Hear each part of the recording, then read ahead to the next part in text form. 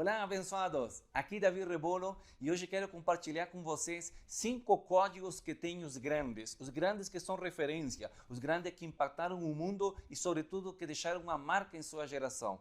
Quando a gente começa a analisar isso, assim como estudar os casos deles, não importa se foi da nossa geração ou se foram do 1900, as pessoas têm que manter esse padrão. Se elas deixam de cumprir algum destes princípios ou destes códigos, provavelmente eles deixaram de ser grande também esse dia. Mas antes disso, não esqueça de ativar as notificações aí do canal, fazer essa subscrição e também deixa aqui seus comentários. De verdade que nós gostamos de ler e entender se vocês, a apreciação de vocês pelo conteúdo que a gente está derramando, vertendo aqui. Isso é muito legal quando você manda aí e envia suas notificações. Então, obrigado por tudo isso, por estar junto e ser parte deste empreendimento e deste sonho que está alimentando a tantas pessoas. Muito bem. Quais são os 5 códigos que têm os grandes? O primeiro deles é uma visão muito clara e muito assertiva. Né? Eles não estão confundidos, eles sabem com certeza, com clareza, para onde eles vão, aonde eles querem chegar. Então, a minha pergunta você viu um funil, certo? Tem uma parte estreita e uma parte que é maior. A maioria das pessoas, quando olham algo, aunque elas não querem dizer isso, a verdade é que elas se focam só num ponto. A visão delas é grande, vai se estreitando e termina num problema ou em algo que para eles é impossível de remover e de mexer. Os visionários, ao contrário, eles partem em algo pequeno, em algo estreito, mas eles sempre vêm grande, vêm além. Eles têm a capacidade de sonhar e de se enganar a eles mesmos. Quando eu falo de se enganar a eles mesmos, é de dizer, essa dificuldade, essa advertência não é maior que o meu sonho. Às vezes é maior que o sonho. Mas esse auto-engano de você acreditar que você pode passar por cima dessas barreiras é o que muitas vezes cria uma habilidade que eles nem sabem que existe e se dá uma situação que eles podem superar. Por quê? Porque se você acredita nas coisas negativas, se você pensa que tudo é difícil, que tudo é trabalhoso, que é impossível, você vai terminar vivendo num cerco, numa muralha, numa parede que vai se tornar impossível para você. Mas desde o momento que você se coloca na condição de dizer, não, esta é a minha visão, eu não vou sacrificar ela, eu vou alcançar, vou chegar nessa meta, você começa a entrar num estágio que você começa a descobrir os caminhos e as saídas.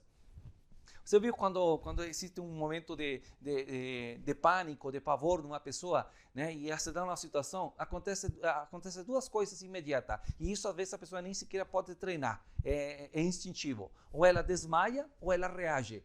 Então, quem é você? Dos que desmaiam, dos que reagem. No mundo dos negócios, você aprende a ter visão, você aprende a ver as coisas grandes. Como? Você treina para as coisas difíceis, você treina e o seu conhecimento, aprimorar o uso das ferramentas, entender como funciona o programa, como funciona o negócio, como funcionam as finanças, como se dá a movimentação dos patrimônios, né? Quando você entende isso, você se coloca no lugar certinho para entrar no fluxo. Você dá conta? Então, nós nunca vamos poder impedir que chova, por exemplo, né? É uma lei universal. De tempo em tempo vai vir chuva e vai tormenta. Mas quando você entende como funcionam as mudanças climáticas, você prepara e faz uma casa com a cobertura certa de acordo à região em que você está. Eu morei no deserto e o ideal, a visão dessa região, a visão de todas as pessoas, se você vê, talvez 90% dos telhados das casas no deserto do Atacama, 90%, de verdade, os tetos são planos. Por quê? Porque não tem chuva. Chove uma vez cada 3, 4 anos lá e uma garoa muito, muito leve. Então os tetos são planos, porque as casas são bonitas, são tipo estilo mediterrâneo, árabe, assim, são todas quadradas em cima. Porque não tem chuva, não tem queda de água. A visão de construção é de acordo àquilo que é regional. Quando você vai, por exemplo, para o sul do Chile, né, ou alguns países europeus, você vai ver que a construção das casas, todas elas são de telhados, e não é um telhado assim, normal, como acostumamos ter aqui no Brasil. Não, os telhados lá são de muita inclinação, porque o peso da neve ela tem que cair e descongelar e ir embora rápido, porque senão fica muito peso na estrutura. Então, a sua visão tem que estar muito clara, porque senão você pode errar e fazer as coisas, não só errar você no tipo de projeto que você faz, senão que as pessoas que seguem você, elas precisam entender a sua visão com clareza e com certeza. E quanto mais convicção você tem disso, é mais fácil você passar para outros e explicar, encontrar a forma de você mostrar a sua visão. Então, o primeiro que tem toda pessoa grande é que eles não mudam a sua visão. Não são influenciáveis. Eles não estão dependendo do tempo. Hoje vai chover, não vai chover, não. Eles fazem uma visão tão longa e observam tantos pontos de vista que eles geralmente não mudam a visão do seu negócio. A segunda condição que tem qualquer pessoa que é grande e influente é que eles valorizam as pessoas. Você escutou bem. As grandes estruturas, as grandes organizações vão precisar de ter pilares. Assim como você estabelece pilares para o marketing, pilares para as vendas, pilares para a administração, a própria estrutura da empresa não funciona só com IA. Não adianta aqui colocar que tecnologia, não. Sempre você vai ter que suportar em pessoas. E como você vai ter as melhores equipes? Como você vai construir um grupo que se vista a sua camiseta, que vista a sua marca, que defenda o seu projeto, que se expanda contigo e que você possa contar com ele fora do compromisso escrito. Quando você valoriza elas. E deixa-me te dizer algo. Há um momento, quando você está trabalhando com equipes de pessoas e você está num processo de crescimento, que o dinheiro não resolve. Não resolve porque chega um momento em que o limite humano do corpo, o esforço, a pessoa diz, poxa, eu não vou sacrificar mais. E ela recua, ela para, ela se detém, porque ela já não dá mais fisicamente, né? E você diz, eu vou oferecer pagar um pouco mais. Ao fim ela diz, poxa, esta empresa me paga X valor e esta outra, esta empresa é muito mais simples de trabalhar, eu não tenho tanto quebradeiro de cabeça, tanta preocupação, eu prefiro fazer trabalho para esta e não para aquela outra. Então, o que você tem para atrair as pessoas e que elas façam algo extra, além do que elas poderiam fazer, quando você valoriza elas. Então, as pessoas precisam de um tipo de valorização que não é só consistente nas finanças, ou que as finanças é muito bom e tem que ser recompensado justamente. É a valorização humana. Quando você respeita, você agradece, você motiva e você, sobretudo, reconhece o esforço e o trabalho que elas estão fazendo. Isso é invaluável. Se você quer ter a equipe dos melhores, equipe consolidada, equipe que sejam leal, reconheça isso e não tenha medo em dizer, poxa, você é melhor, obrigado, porque sem você eu não poderia fazer isso. É uma parte fundamental para você crescer e chegar grande. Ninguém se faz isso sozinho. Não importa se a sua empresa tem 10 trabalhadores ou se ela tem 1000 trabalhadores, dá igual. Se você tem 10, tem que ser muito bom. Em 1000, também você vai ter que ter alguns que são muito bons para dirigir os demais. Como seja, você precisa dos melhores para se tornar grande. E isso só acontece quando você sabe retribuir isso com palavras e com atitudes. Outra condição mais. Honra. Honra é uma palavra em desuso hoje, porque você vai ver, a palavra honra não entra numa linguagem digital. A palavra honra não é uma linguagem da inteligência artificial, não é uma linguagem da indústria, não é uma linguagem do mercado onde se influencia a pessoa, se persuade pessoas a fazer coisas. Isso não existe. Cada vez a cultura de honra ela vai diminuindo à medida que o materialismo cresce, que as facilidades da tecnologia crescem. Mas sabe de algo? Não existe grande que não entenda os códigos da honra.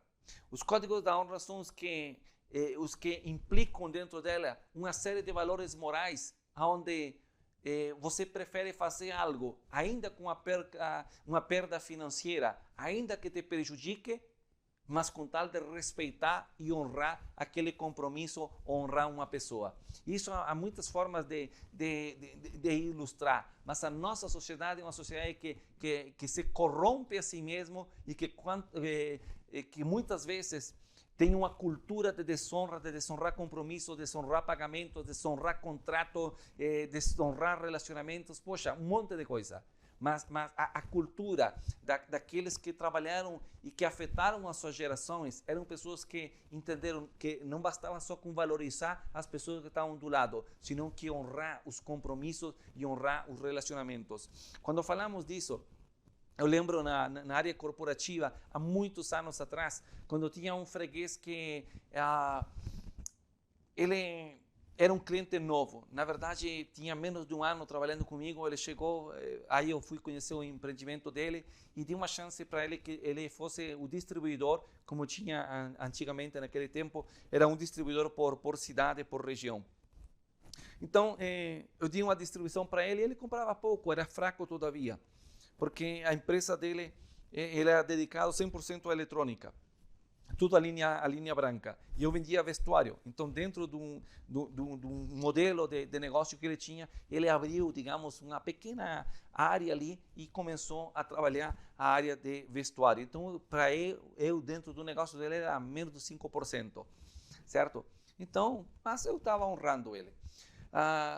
E um dia chegou uma pessoa no meu negócio, né, e pediu para conversar comigo no atacado, na minha exportadora, e me disse, olha, eu moro em tal cidade, eu tenho uma loja aqui, ele me mostrou as fotos, e de fato eu conhecia as lojas, porque eu passava pela cidade e sabia qual era. Eu trabalho no vestuário, eu vendo desta marca, da outra, eu tenho um volume grande e eu quero fazer negócio com você. E eu disse para ele, olha, eu entendo, conheço a sua loja e, poxa, para mim seria muito interessante fazer negócio com você, mas eu não posso, não vou fazer e não se trata de valores. Não, mas eu posso comprar, olha, eu tenho dinheiro. Eu lembro que ele abriu uma mala e naquele então era assim, as pessoas faziam negócio com dinheiro em efetivo, né? E ali tinha muito dinheiro. E ele disse, olha, eu pago, eu sou bom pagador, eu posso pagar antecipado, não tenho problema com isso.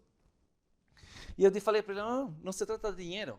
Se trata de que eu já tenho um compromisso com uma pessoa e nós, quando entramos em aliança com alguém, nós trabalhamos com um só e não vendemos para um segundo nem terceiro numa cidade e nós só comercializamos com ele a menos que ele renuncie ou exista algo. Mas no nosso caso não existe. E por falta de venda ou por tamanho de crescimento nós não mudamos. Mudamos se existe outro tipo, moral ou o que seja. E ele foi dizer, não, mas olha, eu compro isso, você vai perder a venda? Eu digo, não, senhor, eu não estou perdendo. Eu estou honrando um compromisso e nós temos um trato. E não é com ele, é nossa forma de mentalidade, então nós vamos mudar aqui para fazer um negócio com o Senhor. Então eu agradeço, mas podemos falar de qualquer outro assunto, mas isso para mim já está tema fechado. Ele olhou, sorriu e olhou para mim e disse, muito bem, parabéns. Porque eu só estava aprovando você. Ele é meu sobrinho. Então, imagine aqui a situação. Se eu houvesse feito negócio, conversado com ele, ele diria, não, olha, fulano me vai vender, vai fazer negócio comigo. Mas eu não olhei o tamanho, olhei o compromisso. Esse cliente meu, que era pequeno, ele começou a crescer e chegou uma hora que era um dos melhores clientes do país, de verdade. E era um cliente que nós chegamos a ter um relacionamento tão lindo com ele, que ele, cada vez que saía uma coleção, ele dizia, envia o que você queira. Aí, você já sabe o quanto eu compro, me mande quanta mercadoria você queira, não tem problema, só envie. Nem sequer selecionava modelo, tinha um grupo de gente, tinha trabalhador, tudo, mas ele dizia, não, pega o catálogo e me manda o quanto você queira de tudo que você quer. Sabe por quê? Porque havíamos entrado no relacionamento em base à honra. A honra, você dá conta? E por outra parte, a minha parte de compromisso com ele, eu posso dizer que era um cliente que me comprava 500, 700 mil reais, nunca me assinou um cheque, nunca me firmou uma carta de crédito no banco e nunca assinou um papel algum. Era só de palavra a palavra, enviava, ele pagava, enviava, ele pagava e aquilo ficava. E assim nós trabalhamos muitos anos com essa pessoa. Por quê? Código de honra. Quando você sai do código da honra e entra para o estritamente contratual ou jurídico, que eu sei que deve existir em muito modelo de negócio, você precisa de contrato, mas um contrato se quebra. O jurídico você encontra a letra pequena do contrato, você encontra caminhos se você quer destruir isso.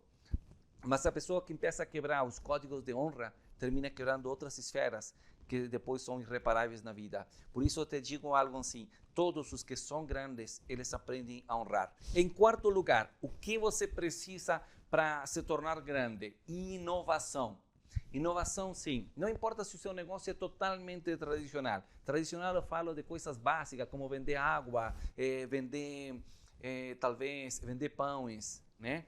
São coisas, poxa, que inovação pode haver? Sim, todo negócio precisa de inovação. E temos que tirar esse pensamento retardado da nossa mente de que inovação é só tecnologia. Não, não, não. Inovação é em toda a área. De fato, as pessoas que antes vendiam água, elas repartiam de casa em casa. Depois veio a água encanada, depois veio a água em garrafas grandes e hoje em dia a água vem personalizada até em garrafas de outro estilo, de outra forma. Então os negócios foram evoluindo e as famílias que cuidam dos negócios tiveram que evoluir. Há negócios de empresas como, por exemplo, uma marca Bimbo, que aqui no Brasil tem outro nome, que é de pães em fatias, né?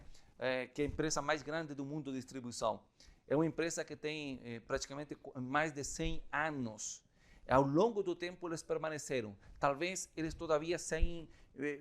Você recebe o produto, o mesmo pãozinho em fatia num saquinho de plástico. Eu disse, poxa, quando eu era criança eu comia o mesmo pão numa mesma fatia.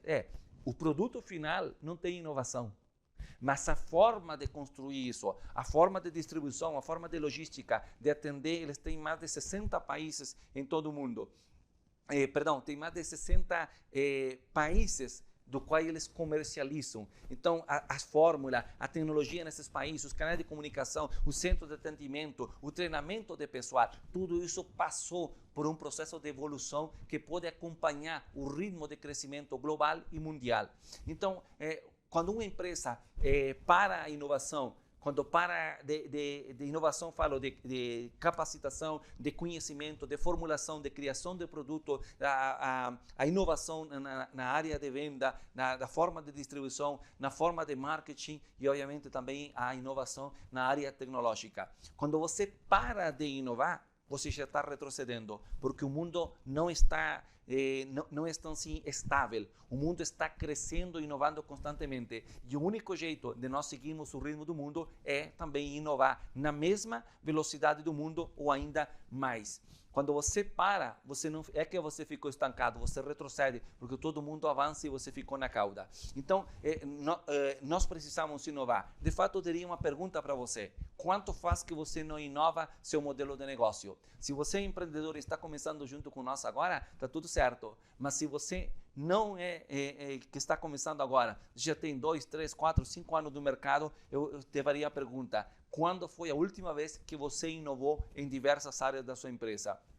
Quando falamos de inovação, não falo de que antigamente inovação se confundia com vou mudar a cor da fachada do meu negócio ou vou colocar umas luzes de neon. Isso era no milênio passado, no século passado. Hoje em dia a inovação, lembre que a visão é uma só. Verdade? Aonde você vai. Mas a inovação de como chegar, você tem que acompanhar as ferramentas e os avanços tecnológicos que vão surgindo. Às vezes a tecnologia não nos dá uma ferramenta, como hoje em dia, por exemplo, vender por chatbot, Instagram corporativo, etc. Usar a inteligência artificial para substituir certas funções. Não, esquece disso. Eu falo de que, paralelo à inovação tecnológica, tem que vir uma inovação de pensamento, de forma de criar negócios disruptivos, de aceitar desafios e ingressar em lugares que você todavia não ingressou. Então, em quarto lugar, eu te diria, inove, inove, inove. E por último, para fechar aqui, o que faz grande as empresas, as grandes corporações, ou o que torna grande esses homens que foram disruptivos em suas épocas e suas gerações? Honrar os seus compromissos. Ou seja, toda empresa ela é uma fábrica não só de produto e serviço, mas uma fábrica de promessa. E eu vou te explicar isso. Por exemplo, Apple, né? Todos nós conhecemos essa marca. É uma fábrica de telefone celular ou de notebook. Não, não, não. Esquece da parte tecnológica. Não, é que é uma empresa de tecnologia e de inovação. Esquece disso. Eles são vendedores de promessa. Por que você compra o produto? Porque você sabe que cada vez que você adquire algo que tem aquele logo, aquela marca ali, aquele selo, você sabe que está associando isso com quê? Com a promessa de que eles vão te dar o melhor, a melhor tecnologia, a melhor inovação ao preço mais justo. Esse é o compromisso deles e eles não vão quebrar esse compromisso jamais. Essa é a promessa. Como eles conseguem isso? Inovando na tecnologia, eles conseguem fazendo isso tomando as melhores ideias do mercado, usando material de qualidade, dando um serviço pós-venda, dando treinamento para as pessoas saber usar as ferramentas dele. Mas tudo isso é para cumprir a promessa principal. Então, se você observa deste lado corporativo, todas as grandes empresas do mundo, elas têm uma promessa, que é o que nós chamamos um compromisso. Para você é um compromisso, para as pessoas é uma promessa.